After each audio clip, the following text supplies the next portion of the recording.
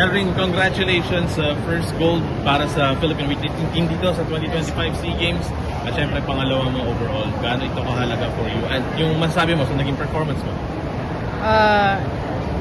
Syempre, number one, nagpapasalamat ako kay God. Binigay niya talaga yung pinag-pray ko na sana magiging another gold na naman tayo at makuha natin yung gold ngayon. At saka sobrang laki ng pasalamat ko talaga po. Especially sa family ko, sa partner ko na pinaka-supportive ko. Pero kumusta yung buhat mo kanina? Parang may no-lift ka. Ano lang yung kaninang naging takbo ng laro? Yung first attempt po, parang nadala siguro sa syempre first attempt. Mahirap talaga yung i-lift yung first attempt na nandun lahat po yung kaba, yung mga ang dami mong iniisip na paano mo siya i-lift po.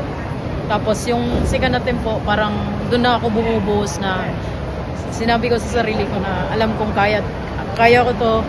Tapos binubuhat ko lang po sa training ko. Kahit sa clean and jerk, medyo kamusta naman yung ano mo doon?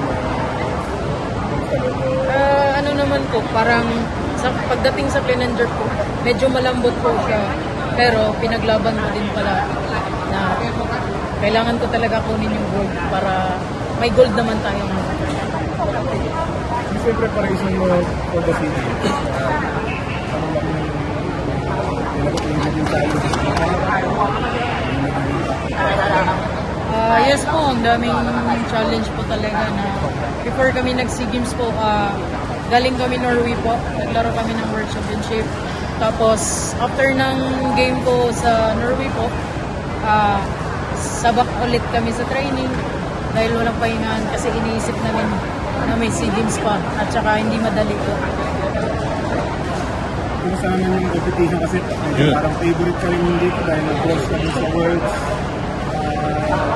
Pero hindi na kami magandang laban din ng Thailand. Okay naman po, maganda naman din. At saka, ang laki talaga ng tiwala ko sa sarili. So, what's coming up next for you after the SEA Games, at least on the calendar for 2026? Next year po, mag-prepare po ako for Olympic qualifying. Tapos,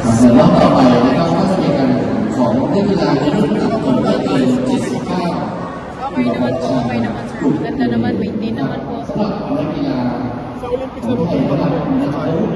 Hindi ko pa alam sir kasi wala pang labas na